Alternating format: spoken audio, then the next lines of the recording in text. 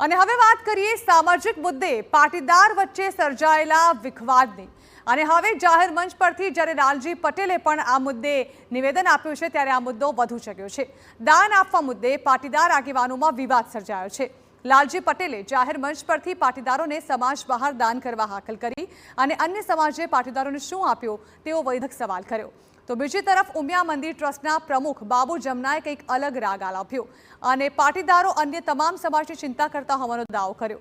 સાથે જ દાન આપવામાં પાટીદારોને હાથ ઉપર હોવાની પણ વાત કરી। સુધરો અને આ સ્ટેજ વાળા બધા જ આગેવાનોને કહેવા માંગુ છું, દાન આપવું હોય તો સમાજમાં હાલો, બીજા હાલશો નહીં। તમે ગમે એટલું દાન હાલશો ને તો કોઈ તમારી કદર નહીં કરે। આ હમણાં સરપંચની ચૂંટણી થઈ, એ કઈ વોટ હાલ્યો?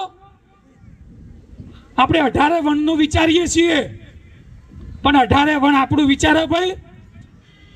વિચારે છે?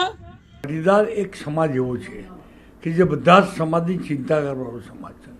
ગામડે હોય કે જ્યાં હોય ત્યાં એ ઉપરહાથવાળો સમાજ છે, એટલે કાયમ દરેક સમાજની ચિંતા કરવાવાળો કોઈ સમાજ હોય તો પાટીદાર છે। દાન પણ પાટીદાર બધા જ સમાજમાં દાન આપે છે।